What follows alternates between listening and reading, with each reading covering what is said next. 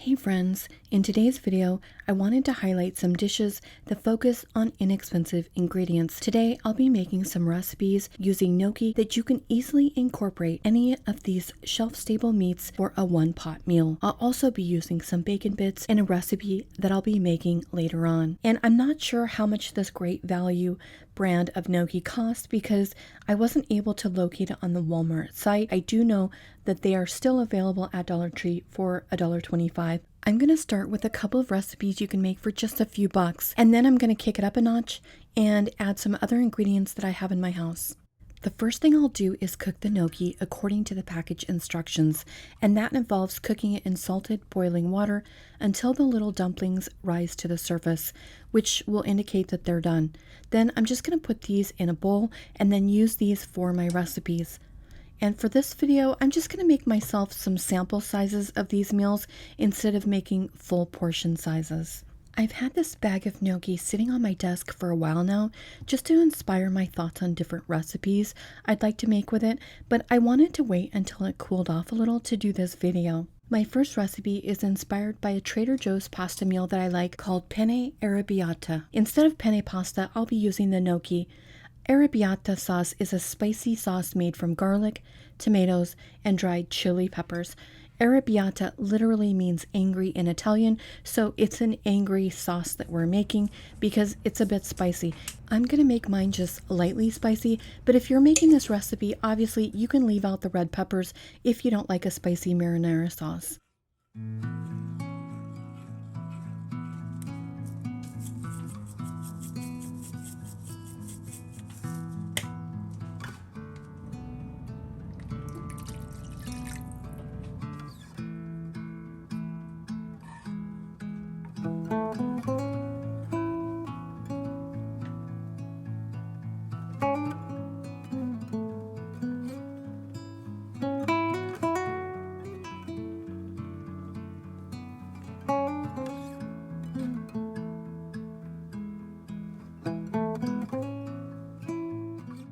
For another extreme budget meal, I'm going to make some gravy. Gnocchi is basically just potatoes and a little flour, and what goes better with potatoes than brown gravy? These first two meals are for when money is really tight and maybe somebody only has a few bucks in their pocket. I did add a little chicken bouillon to this. I fried up some broccoli with a little garlic salt in a pan to have on the side. And here are my two extreme budget versions of meals with the gnocchi. First, I'll try the gnocchi arrabbiata. It has a nice flavor. It's a very simple meal since it only has the gnocchi and the marinara, but it tastes very similar to the penne arrabbiata that I like at Trader Joe's. I'm curious as to which one of these meals I'm actually going to like better.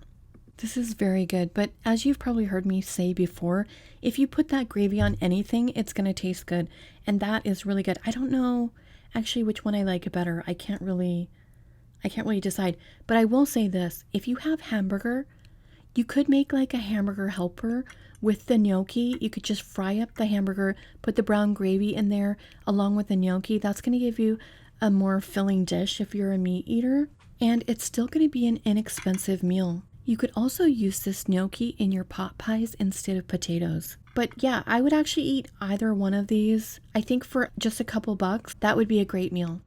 Okay, now we're going to raise the budget and kick this up a notch.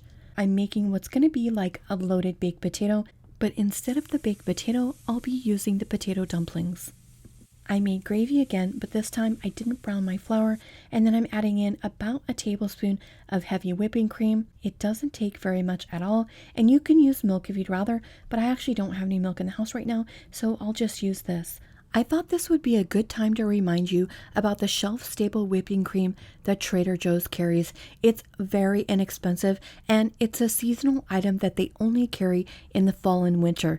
It's perfect for soups, pasta dishes, and casseroles, and I only use a small amount of this for each recipe. So I fill these small bags and then freeze them for later use, and then it only adds about 20 to 30 cents to the cost of each recipe. Anyway, let's get back to my recipe. I'm making a gnocchi version of loaded baked potato, and I'm making a cream sauce. I just added my heavy whipping cream, and I'm adding a small amount of chicken bouillon. I'm adding my favorite cheese on the entire planet, and that's Tillamook Extra Sharp Cheddar, which I buy in the blocks at Sam's Club. It's so much cheaper that way. This is how you would make a cheese sauce for macaroni and cheese, or also if you wanted to make potatoes au gratin, you would just cook your potatoes in salted water and then pour the sauce over the top and then bake. Just thought I would mention it in case anyone's going to be making those for the holidays, but this is going to make a nice sauce for my gnocchi. I've been thinking about that Parmesan sauce that I made a couple weeks ago when I made the cream peas and potatoes. That was another sauce that's also really good. You could probably just use any kind of cheese that you've got in your fridge and it's going to be good here. But this is, well, it's my favorite kind of cheese, so this is definitely a 10 for me. This is outstanding. This would make an excellent soup just like this, or maybe you could add in a bag of frozen broccoli. I'll pull out a small container of this to try as a soup, and then because we're making a loaded baked potato, I'm going to add in some bacon pieces. These were only $1.70 at my local Walmart, and I think that they're a great item to use in budget cooking. These can be thrown into scrambled eggs, omelets, soups, and casseroles. And because you can store them in the fridge, they can last you throughout the week. And I actually think I added a little too much here, so I'm going to pull a small amount out. I know I would prefer this without the bacon bits, but some people really love bacon, and it is a loaded baked potato. I know my son would put bacon bits in pretty much everything if he could, but of course you could always substitute a can of chicken or even tuna and just make a gnocchi cheese casserole. And then I'll garnish these with a little cheese. And I said I wasn't going to go out of my house and buy anything for this, but I really wish I had some green onions or chives to top these with. I only have dried parsley. It's so funny because one of my viewers told me that she started plating her food the way I do, and her grandbaby said, "Hey grandma, why is your food tasting better?" I thought that was so funny, but it's true because food that looks better does seem to taste better too. Okay, now let's give these a try. The gnocchi cheddar soup is like comfort food at its finest. I would be happy to serve that to anyone. I actually put the remainder of this in the fridge, and later on I let my son sample it, and he said it was one of my top 5 recipes that he's ever tasted. There are so many ways that you could make that soup your own. You could add chicken, you could add corn, you could add green chilies, you could add black beans. I mean, just so many different ways to make this a soup that you would like. You just have to use the same method for the base, and then anything you add to it is going to taste delicious. Or you could top with the fried bacon bits. I didn't like the way the bacon bits looked right out of the package, so I fried them up and they actually tasted better too, in my opinion. If you're going to use them as a garnish, that's the way to go. Okay, I thought the loaded gnocchi was very good. However, since I don't really like bacon in my food, I'm not a good judge. I also remembered that I had some sour cream in the fridge, so I added that on. However, it was very creamy on its own, so I don't think the sour cream was needed. But I will say that I gave this to my son for his work lunch, and the next day he was telling me how much he loved it. He said it was so good that he was actually savoring every bite, which made me really happy. For my last meal of the video, I wanted to see if I could upgrade that first version of the recipe where I made the arrabbiata sauce, and I was remembering how much I love pasta with peppers. I have some mini peppers left over from my groceries from last week's video, so I cut those up and then just boiled them in a small amount of water until they were soft, and then I just made a little mini casserole.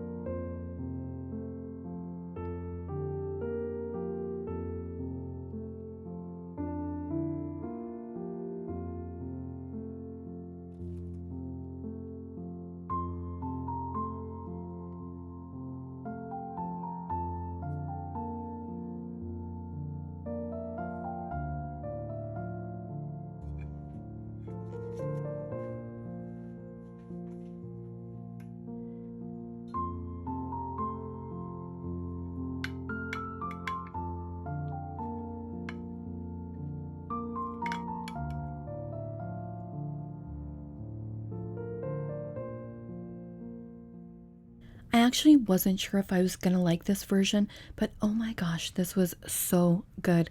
I would definitely give this another 10 rating. This had the perfect balance of flavors, and this would still be a very inexpensive meal. You could even use green bell peppers here, and I'm sure it would be just as good. If you wanted to add meat, you could use a kielbasa or another type of sausage. You could even use those little brown and stir sausages and cut them up in chunks and add those in, and that would make it a really inexpensive one-pot dish. I know this video is a little different with me cooking sample sizes. I'm hoping that you liked it and that it can help to get your creative ideas flowing and inspire you to use ingredients you may already have on hand. I know your time is valuable, so thank you so much for spending it with me. If you enjoyed this video, please like it and share it with someone you know. Just doing those two simple things helps me to continue to be a creator and make these types of videos. Thanks so much for watching, and I'll see you soon. Morning has broken, my windows are open. Wanna feel the wind blow through my hair. Which way do I follow? What happens tomorrow? I turn to you and hope you can guide the way. Sometimes I give up, just wanna be on my own. Even in the darkest times, you give me hope. So